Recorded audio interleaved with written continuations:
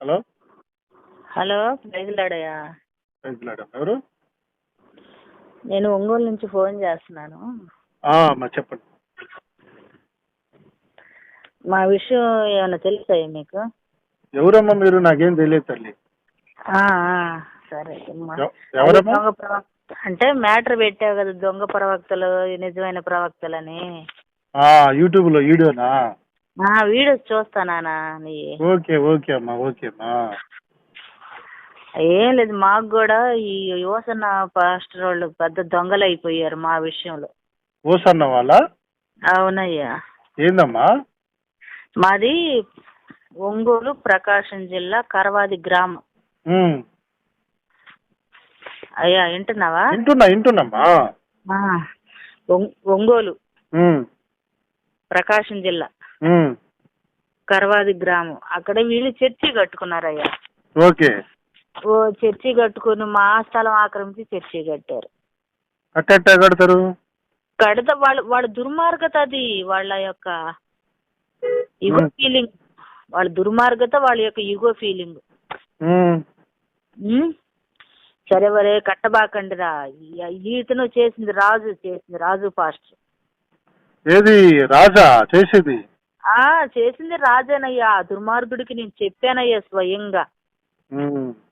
చెప్పినా గాని వాడు విన్నాడు. అసలు వాడు ఏందో, వాడి ఫీలింగ్స్ ఏందో, వాడి యొక్క మొండితనం ఏంటో, అసలు దైవజనుని యొక్క లక్షణాలే వాడి కాడ ఉండవు అసలు. అవునా? సరే చెప్పినా గాని వినకపోతే పోయి కోర్టులో కేసు వేసామయ్యా. అది కూడా అయింది. ఓకే. కేసు వేసాము. మరి కేసు వేసిన తర్వాత ఇంజక్షన్ ఆర్డర్ ఇస్తారు కదా, ఒక కట్టొద్దని. అవును. అవి తీసుకోకుండా పారిపోయారు. డోర్కి అంటించి వచ్చారు. అంటిస్తాడు కదా. అవును. ఇంక తర్వాత రాత్రుళ్ళు కట్టేస్తారయ్యా. రాత్రుళ్ళు కట్టేసి సరే నువ్వు తప్పు లేనివాడు అయితే నువ్వు కోర్టుకు రావాలిగా. నేను తప్పు చేశాను అనుకుంటే వాళ్ళు కోర్టుకు రాలేదు. 6 నెలల కల్లా మాకు జడ్జిమెంట్ ఇచ్చింది. ఏది మీ స్థలం మీరు తీసేసుకోండి అని. చర్చిలో ఎందుకు తీసేసుకుందామని చేద్దాం, లేదన్నా కొనటానికన్నా వస్తారులే అని చెప్పారంటే, సరే కోర్టు జడ్జిమెంట్ వచ్చిన తర్వాత భయపడిపోయారు. ఇంకా కొంటామని వచ్చారు. కొంటామని వచ్చి వాళ్ళు ఏం లేదు, జిమ్మిక్కులు. సమస్య అనేది పరిష్కారం కాకూడదు. అది కాక ఏంటంటే మాది రోడ్డు పక్క స్థలం. ఓకే. రోడ్డు పక్క స్థలం అయ్యేసరికి వాళ్ళకి మనసు పడిపోయింది దాని మీద. ఇది సరే తర్వాత సరే ఇస్తానయ్యా, నేను 3.5 సెంట్ ఆక్రమించారు కదా, నా కోర్టు ఫస్ట్ ఏమో నాకు 2.5 లక్షలు ఇవ్వండి, లోపలది వదిలిపెట్టేస్తాను నా కోర్టు ఖర్చుల వరకు. ఓకే. నేను చెయ్యం కదా. సరే నాకు కోర్టుకి 5గురి మీద వేయాలి కేసు. అంతమంది మీద వేసరికి లాయర్ ఎంత అడుగుతాడు చెప్పండి, మీరే చెప్పండి. కోర్టు ఖర్చులు అంటే మామూలుగా ఉందా ఈ రోజుల్లో? సరే నేను చెప్పేసేసి కోర్టుకి వేసిన తర్వాత, గెలిచిన తర్వాత భయపడిపోయి కొంటామని వచ్చారు. సరే నేను పెట్టేస్తాను. లోపల వైపు 8 అడుగులు, 47 అడుగులేమో పొడవు, 8 అడుగులు వెడల్పు. సరే ఇస్తాను అది, చర్చి పోకుండా అంటే సరే నేను ఒప్పుకొని, మళ్ళీ అది కాకుండా మళ్ళీ బాట వేసుకున్నారు 10 అడుగులు పక్కన. అది కూడా ఇంకా మొత్తం 16-18 వెడల్పు, 47 పొడవు అనమాట. మొత్తం 3.5 సెంటు. సరే ఈ బాటకు కూడా అంటే నేను అన్నాను, మొత్తం కలిపి నాకు 5 లక్షలు ఇవ్వండి వదిలేస్తామని. సరేనని ఇస్తామని ఫోటోలు అన్ని దిగారయ్యా. రిజిస్టర్ ఆఫీస్ దాకా కూడా పోయారు. రాజుగఢ్ కారులోనే మమ్మల్ని తీసుకుని వెళ్ళారు. అక్కడికి వెళ్ళిన తర్వాత మళ్ళీ సైతాను ప్రయోగాలు కదా ఇవన్నీ. మొదటి నుంచి కూడా దేవుని యొక్క చిత్తంలో చేస్తే ఇవన్నీ రావు. సైతాను మైండ్తో చేస్తున్నారు కాబట్టి ఇదంతా దేవుడిని అడగకుండా అది కబ్జా చేయాలన్న ఉద్దేశంతో వాళ్ళు చర్చి కట్టారు వాస్తవంగా. ఈ లోపు ఏం జరిగింది, మీ బావాళ్ళ సంతకాలు కావాలి అన్నారు. వాళ్ళకి మాకు పడదు, పలుకోం మేము. సరే ఆ అబ్బాయి సంతకం కావాలంటే మరి ఆ అబ్బాయి సంతకం ఎందుకు పెడతాడు, వాళ్ళకి మాకు సంబంధం లేదు. కాకపోతే మీరు కోర్టు ఆర్డర్ ప్రకారం తీసుకోండి మాది, స్థలం ఎంత ఎవరి పేరు మీద ఉందమ్మా? అది మా మామయ్య పేరు మీద. పంచిచ్చేసారా మరి? ఆ? పంచిచ్చేసారా మీకు? అంటే అర్థం కాదు. మీకు ఇచ్చారా అంటున్నాను. అది అంటే అయ్యా మామయ్య చనిపోయాడు, ఆయన చనిపోయాడు 20 ఏళ్ళు అవుతుంది. అంటే మీకు వారసత్వంగా ఏమైనా వచ్చిందమ్మా అంటున్నాను. వారసత్వమే, తాతల నాటిది, 70-80 ఏళ్ళ నాటి పొలం అది. ఇప్పుడు అది ఎంతమ్మా మొత్తం వీళ్ళు ఆక్రమించాలనుకున్న స్థలం? వాళ్ళు 3.5 ఆక్రమించారయ్యా. అయ్యా 3.5 సెంట్లు ఆక్రమించారు. విషయం వినండి, కొంచెం ఉంటది, ఇంకా వాళ్ళు చేసిన దుర్మార్గత అర్థమవుతుంది అన్నమాట. చెప్పండి. ఇంకా సరే ఇస్తానని చెప్పి 5 లక్షలు ఇస్తారు, ఫోటోలు దిగాము, అంతా అయిపోయింది. వాళ్ళ సంతకాలు కావాలనేసరికి వాళ్ళు పెట్టరు కదా పలుక్కోనప్పుడు. అవును. ఇక సరే నేను అన్నాను, లోక్ అదాలత్లో పరిష్కారం చేసుకోవచ్చు, కోర్టు నుంచి వచ్చినాయి అంటే అక్కడికి రారంట. వాళ్ళకంట లాయర్లన్నా జడ్జీలన్నా భయం అంట. అదేంది మరి? అదే తప్పు చేసేటప్పుడు భయం లేదా వాళ్ళకి? దేవుడు ఉన్నాడన్న భయంతో తప్పు చేయకూడదు కదా. ఆ భయం లేదు, వీళ్ళంటే భయం అంట. ఆగిపోయామయ్యా. ఇంకా అది జరిగి 1 సంవత్సరం అవుతుంది. ఈ కేసు గెలిచి 5 ఏళ్ళు అవుతుంది. మేము అంత దుర్మార్గంగా చేస్తున్నారు, రౌడీలు పెట్టిస్తున్నాడు అక్కడ వాడు. కట్టారమ్మా మరి? ఇప్పుడు కట్టారయ్యా, కట్టింది మేము ఇస్తామంటున్నాము. ఇప్పుడు మనం ఎవరో పడేయలేం కదా. అది కానీ మీకు ఇస్తానన్న డబ్బులు మాత్రం ఇవ్వట్లేదు, అట్లాగే ఉంచుతున్నారు. అది ఆర్డర్, కోర్టు ఆర్డర్ వచ్చినాక కూడా దాన్ని ధిక్కరించి. దేవుడు భయం ఉన్నవాడు చిన్నదానికే భయపడతాడు. ఈ భయం లేనివాడు ఎంత పెద్ద చేసినవాడు. ఈలోపు ఏం జరిగిందంటే, మొన్న జరిగిన విషయం, డిసెంబర్లో జరిగిన విషయం, మా వాడు ఏం చేశాడంటే, అన్న కొంచెం మాకు అప్పులైనవి, మా బావ కొడుకుతోటి మాట్లాడాడు. నువ్వు సంతకం పెడితే వాళ్ళు తీసుకుంటారంట మా స్థలము అని చెప్పానంటే, సరేనబ్బా నేను పెడతాను అన్నాడు. ఆయన కూడా పెడతా అన్నాడు. ఓకే, పెడతానన్నాడు. పెడతానని వాళ్ళకి చెప్పి మాట్లాడతానని అని అన్నాడు మాతోటి.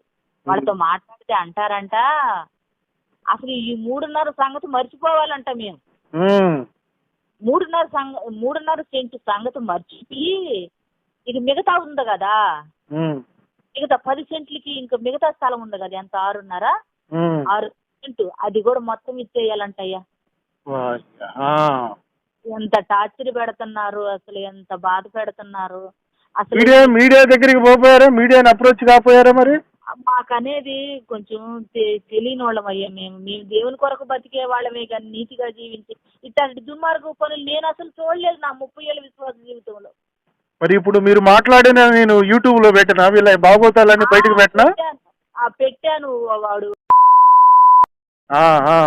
వాడి సాది పెట్టిస్తే వాడేం చేశాడు, నా దగ్గర డబ్బులు తీసుకొని వాళ్ళ డబ్బులు తీసుకొని జంప్. ఇంకా వాడు పెద్ద దుర్మార్గుడు అన్నమాట. వాడు అది వరకు యూట్యూబ్ లో ఏమని పెట్టేవాడు అంటే, పాస్టర్ల తరఫున ఎవరైనా అన్యాయం చేస్తే వాళ్ళకి నేను సపోర్ట్ ఉంటానని పెట్టాడు. ఆ నమ్మకంతో వాడికి నేను ఫోన్ చేశాను. సరే నా చేత 2 వీడియోలు పెట్టించుకున్నాడు ఈ జరిగిన విషయం అంతా.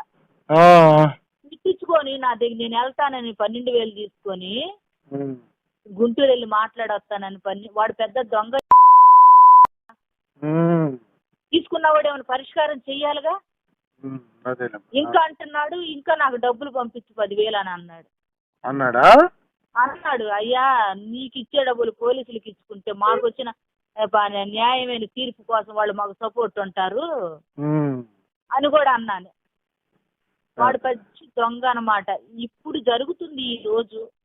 మళ్ళీ పోలీసులు పిలిచినా రారు, సిఐ పిలుస్తాడు అంటే పరిష్కారం చేయడానికి పిలవమంటాం కదా పెద్దోళ్ళ కాడికి వెళ్ళినప్పుడు. పిలవాలనే కదా. అవును. పిలిస్తే రారు.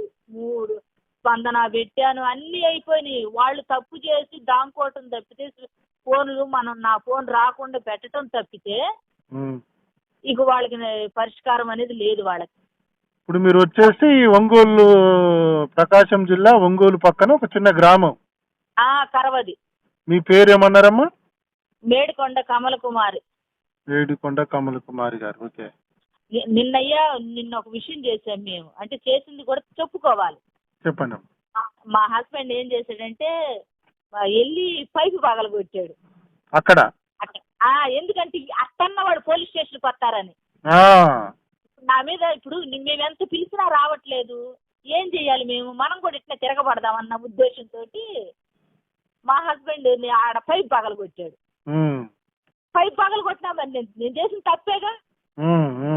చెప్పొచ్చిన అట్టన్న పోలీసుల దగ్గరికి లాగుదామని నేను చూస్తే అబ్బే కంప్లైంట్ కూడా లేదు అసలు.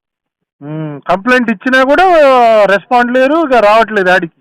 వాళ్ళు రావట్లేదు, మేము తప్పు చేసినా వెళ్ళి చెబుతారేమోనన్న ఇది కూడా మాకుందన్నమాట. అట్టన్న వాళ్ళని పోలీస్ స్టేషన్ లాగుదామన్న ఉద్దేశంతో మేము చేసాం అది, లేకపోతే మేము చేయమట్లేదు అట్లాగా అసలు. అదేలే ఏదో ఒకటి పరిష్కారానికి వస్తుందేమన్న బాధతో. అదయ్యా సంగతి, మాకేమైనా పరిష్కారం చూపించండి, వాళ్ళతోటి మాట్లాడి అసలు వాళ్ళ నెంబర్లు మన దగ్గర ఏమి ఉండవమ్మా, అదేం లేదు. నా దగ్గర ఉన్నాయ్యా వాళ్ళవి. ఇప్పుడు రాజు పాస్టర్ది ఉంది, జాన్ వెస్లీది ఉంది, అబ్రామ్ది ఉంది, ఉన్నాయి. కానీ వాళ్ళు ఫోన్లు ఎత్తరు. ప్లస్ వాళ్ళ పక్కన అసిస్టెంట్లు ఉంటారు కదా, అసిస్టెంట్లు మాట్లాడతారు. నా నెంబర్ అని తెలుసు, అసలు వాళ్ళు ఎత్తారు. ఇంకా ఇవన్నీ ఎందుకులేమ్మా, ఇవన్నీ ఎందుకులే, వాళ్ళకి ఫోన్లు చేసి మన ఫోన్లు ఎత్తకుండా చేసుకోవాల్సిన అవసరం లేదు. కానీ వాళ్ళు ఎట్టాగో బరి తెగించున్నారు కాబట్టి ఆ బరి తెగింపు సమాజం, క్రైస్తవ సమాజం వాళ్ళు నమ్మి వెంబడిస్తున్న కొంతమంది గుంపు కన్నా అర్థమవుతుందిగా. ఇలా తెగింపు అర్థమయ్యేటట్టుగా చేస్తే సరిపోతుందిలేండి. ఇప్పుడు అక్రమంగా మంది సొమ్ములు, మంది స్థలాలు ఆక్రమించుకొని బైబిల్ ఎక్కడ చెప్పలేదు. వాళ్ళకి బైబిల్ చదవరయ్యా వాళ్ళు. అసలు తెల్ల బట్టలు వేసుకొని బాగానే పోజులు కొడతారుగా. మరి అయ్యా ఏ దగ్గర నేను కాసి పడిపోతున్నా వాళ్ళని కూడా ఇక్కడ. ఆ తెల్ల బట్టలు ఇప్పుడు మనము ఒకప్పుడు బట్టలు లేనప్పుడు దేవుడి దగ్గరికి వెళ్ళాము, పేదరికంలో ఉన్నప్పుడు. ఆయన మన స్థితిగతులను మార్చినాక మన స్థితి మారుతుంది. వీళ్ళు ఏం చేస్తారంటే చర్చికి వచ్చే ప్రతి వాళ్ళకి తెల్లగొడ్డలు ఇస్తారు, వాళ్ళు ఇస్తారు. వాళ్ళు బయట సాక్షి జీవితం ఉండదు. బయట సాక్షి జీవితం అని ఇప్పుడు మనము ఎంతగా చర్చిలో ఉంటున్నాం, 3 గంటలు ఉంటాము. బతకాల్సింది ఎంత లోకంలో, ఆ బతుకు ఉండదు వాళ్ళ దగ్గర. నిన్ను చూశానన్నమాట, బ్రష్లు అసలు వెళ్తారనే కానీ ఆ చప్పట్లు కొట్టుకొని ఉంటారే కానీ వాడి యొక్క యువతనాన్ని ఫీలింగ్ చూపిస్తారు. ఇప్పుడు వెనకటి రోజుల్లో దేవుని చూపించేవాళ్ళు, దేవుడి శక్తిని చూపించేవాళ్ళు. ఈ రోజుల్లో అది లేదు. పాస్టర్ గొప్పతనం ఎక్కువైపోయింది, యేసయ్య మరుగున పడిపోయాడు, ఈగోలు ఎక్కువైపోయినాయి. నేను వాడు ఆ మాట అన్నాక ఆ రోజంతా బాధపడతా, ప్రేయర్ చేస్తా వచ్చే, దేవా ఎందుకు ఇట్టా టోళ్ళ చేసి సేవ చేయించుకుంటున్నావు, నిన్ను గణపరచట్లేదు, నీ శక్తిని చూపించట్లేదు అని చేసి ఆ రేత్రే ఏసన్న గారు కనపడ్డాడయ్యా. ఏసన్న గారు కనపడి అసలు బట్టలు కూడా సరిగ్గా లేవు ఆయనకి అసలు. కానీ పరిశుద్ధాత్మ అగ్ని ఆయన వెనక వైపు నిలబడి ఎంత అగ్ని ఉందో ఆయన వైపు కళ్ళారా చూసా నేను, కళ్ళు ఆ విషయం. నేను దేవా ఎంత అంటే నాకు అప్పుడు అనిపించింది, వీళ్ళు దేవుని మాటకు లోబడి దేవుని ఆత్మ ద్వారా సేవ చేయటం లేదు వీళ్ళు అనిపించింది అనమాట. మీరు ఇప్పుడు ఏ చర్చికి వెళ్తారమ్మా? మీరు అక్కడ? నేను భక్సింగ్ గారి సహవాసానికి వెళ్తానయ్యా. ఓకే, రైట్ అమ్మా. సరే, నేను మీ నెంబర్ సేవ్ చేసుకుంటాను. నేను వీలుంటే మీరు నాతో మాట్లాడిన ఇది మన ఛానల్లో పెడతాను. ఖచ్చితమయ్యా. అది దాన్ని చూసి ఏమైనా సురుకులు వస్తే వాళ్ళే దారికి వస్తారు, లేకపోతే ఇక ప్రభుకి అప్పగిద్దాము, ప్రభువే చూసుకుంటాడు. ఇప్పటికి కూడా నాకు కోర్టు ఆర్డర్ ఉంది, నేను పోయి పడేయచ్చు. ఇక మీరు లీగల్ గా అన్ని క్లియర్ గానే ఉన్నారులేమ్మా, మీదేం తప్పు లేదు. వాళ్ళే ఆ స్థలాన్ని ఆక్రమించాలనేటువంటి వాళ్ళ వైఖరి స్పష్టంగా కనబడుతుంది మీ మాటల్లో. కాబట్టి మీరు ధైర్యంగా ఉండండి, నేను మీ నెంబర్ సేవ్ చేసుకుంటాను. ప్రభు చిత్తం అయితే మరలా మాట్లాడదామమ్మా. మరి మీరు లీగల్ గా ప్రొసీడ్ అవుతూనే ఉండండి, తప్పేం లేదు. మీ స్థలాన్ని మీరు కాపాడుకోండి, తప్పేం లేదు. అక్రమంగా ఎవరు ఆక్రమించడానికి లేదు. నేనైతే అట్లాగా దౌర్జన్యాలు చేసే స్వభావం దేవుడు మాలో పెట్టలేదు. ఒకప్పుడు దేవుని ఎరగక ముందు ఉండాము, ఇప్పుడు దేవుని ఎరిగాం. దేవుని ఎరిగి 30 సంవత్సరాలు అవుతుంది. నీతికని బతుకుతా వస్తాం కానీ లోకం వైపు మేము అసలు ఎప్పుడు చూడం. మంచి మంచి విశ్వాసం అమ్మా. మీ విశ్వాసం మీ మాటల్లోనే స్పష్టమవుతుంది. అయితే మీకు కలిగిన బాధను ప్రభు తప్పకుండా తీరుస్తాడు. ఖచ్చితంగా ఈ దుర్మార్గపు పనులను లోకానికి తెలియచేద్దామమ్మా తప్పకుండా. ప్రభువే న్యాయం తీరుస్తాడు, తీర్చాలని